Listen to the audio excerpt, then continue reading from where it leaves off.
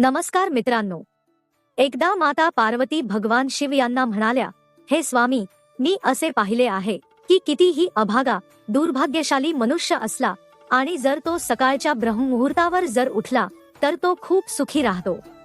असे का होते स्वामी? मला या ब्रह्ममुहूर्ताच रहस्य काय आहे ते जाणून घ्यायचे आहे.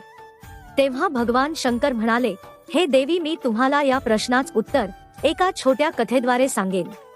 कृपा करून या कथेला तुम्ही लक्षपूर्वक ऐका आणि जो पण मनुष्य या कथेला पूर्ण ऐकेल तो ब्रह्ममुहूर्ताच रहस्य समजून आपले सगळं आयुष्य बदलू शकतो. तेव्हा माता पार्वती म्हणाली, हे स्वामी, तुम्ही कथा सांगायला सुरुवात करा. मी ही कथा लक्षपूर्वक ऐकणे. मग भगवान शंकर कथा सांगायला सुरुवात करतात. खूप वर्षांपूर्वीची गोष्ट आहे. काशीमध्ये दिग्विजय नावाचा एक मुलगा राहत होता. तो मुलगा खूपच चांगला होता, पण त्याला एक वाईट सवय होती की तो उशिरापर्यंत झोपून राहत होता. त्याला सकाळी लवकर उठवण्यासाठी घरातले लोक खूप प्रयत्न करत असे, पण तो रोज सकाळी उशिरापर्यंत झोपत असे. तो मुलगा कधीही लवकर उठत नव्हता. त्याच्या आईवडिलांनी भरपूर प्रयत्न केले, पण तो मुलगा काही लवकर उठत नव्हता. तो लहान होता तेव्हा त्याचे आईवडिलांनी विचार केला की जेव्हा तो मोठा होईल तेव्हा त्याची ही सवय बदलून जाईल. पण जसा जसा तो मुलगा मोठा होऊ लागला तशी त्याची सवय अजून जास्तच वाढतच गेली. तेव्हा दिग्विजयच्या वडिलांना त्याच्या या सवयीची खूपच काळजी वाटू लागली.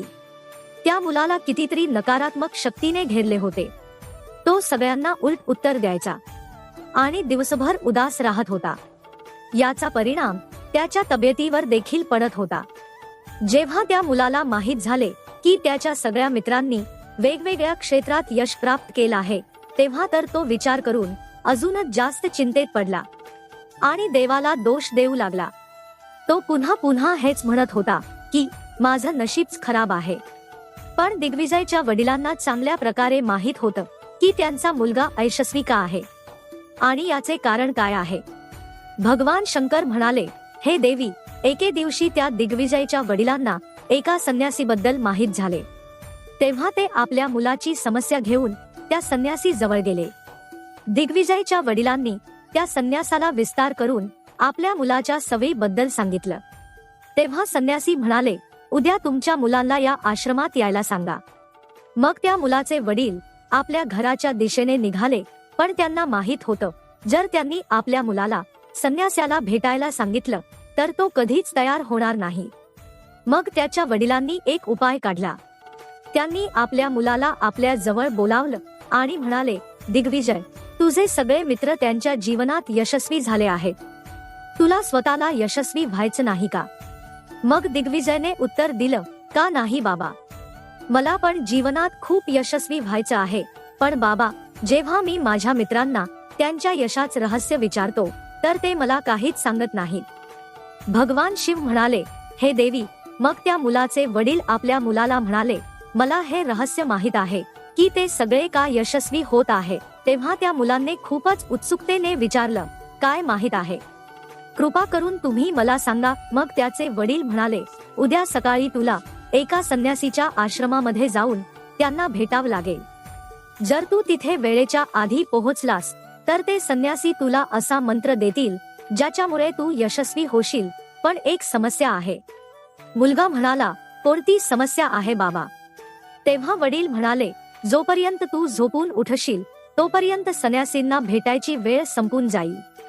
तो मुलगा म्हणाला, बाबा, मी उद्याची सगळी रात्र जागा राहीन आणि सकाळी संन्यासांना भेटायला जाईन. वडील म्हणाले, ठीक आहे, तू तिथे जाऊन त्या संन्यासांची आज्ञा मान. वडिलांचं बोलणं ऐकून दिग्विजय खूप जास्त आनंदी झाला. आयुष्यात पहिल्यांदाच रात्रीच्या वेळेस तो जागू लागला. पण थोड्याच वेळात त्याला झोप आली आणि तो झोपी गेला. मग दुसऱ्या दिवशी सकाळी जेव्हा तो उठला तेव्हा त्याला माहीत झालं की संन्यासांना भेटायची वेळ संपलेली आहे. त्याच्या वडिलांनी मुलाकडे पाहिले आणि म्हणाले की तू जीवनात कधीच यशस्वी होणार नाहीस. जा आणि अजून झोप. वडिलांचं बोलणं ऐकून दिग्विजयला खूपच दुःख झालं. त्याने मनातल्या मनात स्वतःला आव्हान दिलं की उद्या तो संन्यासांना आश्रमात भेटायला अवश्य जाईल. त्याने स्वतःच्या पायाला एक छोटी जखम केली त्याच्या वेदनेमुळे त्याला रात्रभर झोप लागली नाही. आज तो पहिल्यांदाच सूर्योदय होण्याच्या अगोदर उठला होता आणि तयार होऊन संन्यास्याला भेटायला निघाला. मुलगा जसा संन्यासांच्या आश्रमात पोहोचला तेव्हा त्याने पाहिले की संन्यासी आणि त्यांचे सगळे शिष्य ध्यान लावून बसले होते.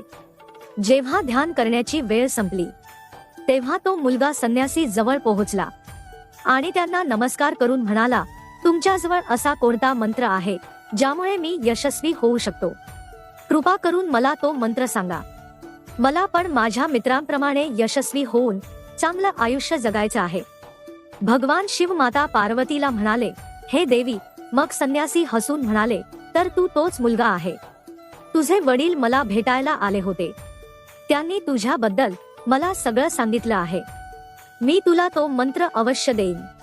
पण दिग्विजयने जसं हा शब्द ऐकला तेव्हा तो घाबरून म्हणाला, पण काय गुरुदेव? तेव्हा संन्यासी म्हणाले, मी तुला हा मंत्र सांगेन, पण पुढल्या 21 दिवसांपर्यंत तुला माझी आज्ञा मानावी लागेल. मी तुला तो मंत्र 21 दिवसानंतर सांगेन. तोपर्यंत मी तुला जे कार्य सांगेन तुला ते करावं लागेल. जर तू अयशस्वी झालास किंवा कार्याच्या मध्येच तुझा संकल्प तुटला तर त्या मंत्राचा परिणाम होणार नाही. मग दृढ निश्चयाने दिग्विजय म्हणाला, मला तुमची सगळी आज्ञा स्वीकार आहे. मी पुढल्या 21 दिवसासाठी तुमचा सेवक आहे. तुम्ही जे सांगाल ते कार्य मी करेन. मला फक्त आणि फक्त त्या मंत्राबद्दल जाणून घ्यायचं आहे. भगवान शंकर माता पार्वतीला म्हणाले, हे देवी. संन्यासी त्या मुलाला म्हणाले, ठीक आहे, उद्यापासून तुझं कार्य सुरू होईल. तू या आश्रमात निवास कर. दिग्विजय आश्रमात निवास करण्यासाठी तयार झाला. संन्यासी म्हणाले, इथं राहून तुला ब्रह्ममुहूर्तावर उठावं लागेल आणि दुसऱ्या शिष्यांप्रमाणे ध्यान करावं लागेल. त्याचबरोबर आश्रमातल्या कार्यात पण मदत करावी लागेल. आता तो मुलगा संन्यास्यांच्या बोलण्यावर सहमत झाला आणि दुसऱ्या दिवसापासून त्याच्या कार्याच्या दिवसाला सुरुवात झाली. यावेळी त्याने दृढ निश्चय केला, पण 1 आठवडा झाल्यानंतर त्याचा संकल्प तुटला आणि तो 8व्या दिवशी उशिरापर्यंत झोपून राहिला. जेव्हा तो झोपेतून जागा झाला तेव्हा तो विचार करू लागला की माझ्याकडून ही किती मोठी चूक झाली. मग तो रडत संन्यासांच्या जवळ गेला आणि म्हणाला, हे गुरुदेव, माझा संकल्प तुटला आहे. आता मी आयुष्यात कधीच यशस्वी होणार नाही. मग संन्यासी त्याला समजावून म्हणाले, तू अजून एकदा नव्याने सुरुवात कर आणि पुन्हा संकल्प कर. तेव्हा दिग्विजय म्हणाला, सकाळी उठणं एवढं गरजेचं आहे का? आणि इथं सगळे लोक एवढ्या लवकर का उठतात? तेव्हा संन्यासी मुलाला म्हणाले, सकाळी म्हणजेच ब्रह्ममुहूर्तावर उठणे यामागे खूप मोठं विज्ञान लपलेलं आहे. दिग्विजय म्हणाला, कृपया मला ते विज्ञान सांगण्याची कृपा करा. संन्यासी म्हणाले, रात्र ही 4 प्रहर मध्ये विभागली गेली आहे. पहिली रुद्रकाळ, याचा वेळ संध्याकाळी 6 वाजल्यापासून ते 9 वाजेपर्यंत असतो. दुसरा राक्षस काळ, याचा वेळ रात्री 9 वाजल्यापासून ते 12 वाजेपर्यंत असतो. तिसरा गंधर्व काळ, याचा वेळ रात्री 12 वाजल्यापासून ते 3 वाजेपर्यंत असतो. आणि सगळ्यात शेवटी जो प्रहर येतो त्याला मनोहर काळ म्हणतात. या वेळेला ब्रह्ममुहूर्त किंवा अमृत बेला या नावानेही ओळखलं जातं. याचा वेळ म्हणजे ब्रह्ममुहूर्ताचा वेळ रात्रीच्या प्रहर नंतर सूर्योदयाच्या अगोदरचा वेळ असतो. सकाळी 4 वाजल्यापासून ते 5:30 मधल्या वेळेला ब्रह्ममुहूर्त म्हटलं जातं. सकाळी उठल्यानंतर किंवा ब्रह्ममुहूर्तात चुकूनही भोजन करू नये. आपल्या स्वास्थ्यासाठी असं करणं शुभ मानलं जात नाही. ही तीच वेळ असते जेव्हा सगळ्या सृष्टीमधली नकारात्मक शक्ती निष्क्रिय अवस्थामध्ये असते आणि सकारात्मक शक्ती सक्रिय होतात. ब्रह्ममुहूर्ताचा अर्थ ही देवांची वेळ असते. यावेळी देवता पृथ्वीवर विचरण करत असतात आणि जागृत मनुष्यावर त्याचा खूप जास्त सकारात्मक प्रभाव पडतो. ब्रह्ममुहूर्त असा वेळ असतो की या वेळेत मनुष्याचं मस्तिष्क एकदम शांत असते. त्यांच्या डोक्यामध्ये कोणत्याही प्रकारचे विचार नसतात आणि ज्यावेळी व्यक्ती आपलं पुस्तक उघडून अध्ययन करतो त्यांचे लवकरात लवकर पाठांतर होऊ लागतं आणि ते खूप वेळेसाठी स्मरण राहतं. ही अशी वेळ आहे यामध्ये आपण ज्ञान आत्मसात करण्याचा प्रयत्न करतो. यामुळेच आश्रमामध्ये सगळे शिष्य आणि या पृथ्वी लोकातले ज्ञानी लोक ब्रह्ममुहूर्तातच उठतात. प्राचीन काळात प्रकाशाचा कोणता स्रोत नव्हता, त्यामुळे लोक आपल्या दिवसाचा आरंभ सूर्योदय होण्या अगोदर आणि समापन सूर्यास्त बरोबर करत होते. ही एक पद्धत आहे ज्यामुळे मानवी जीवन प्रकृती बरोबर ताळमेळ बनवून चालू शकेल. भगवान शिव माता पार्वतीला पुढे म्हणाले, हे देवी. तो मुलगा दिग्विजय म्हणाला, ठीक आहे, मी उद्यापासून माझा संकल्प परत नव्याने सुरू करतो, पण ब्रह्ममुहूर्तावर उठून मला काय काय करावे लागेल. तेव्हा संन्यासी म्हणाले, ठीक आहे, मी तुला सांगतो की ब्रह्ममुहूर्तावर काय करावे लागेल आणि कसं करावं लागेल. सगळ्यात पहिल्यांदा उठून धरती मातेवर पाय ठेवण्या अगोदर धरती मातेला नमस्कार करावा आणि आपल्या दोन्ही हातांना पाहून देवाचे धन्यवाद मानावे, कारण त्यांनी तुला आजचा सूर्योदय पाहण्याची संधी दिली.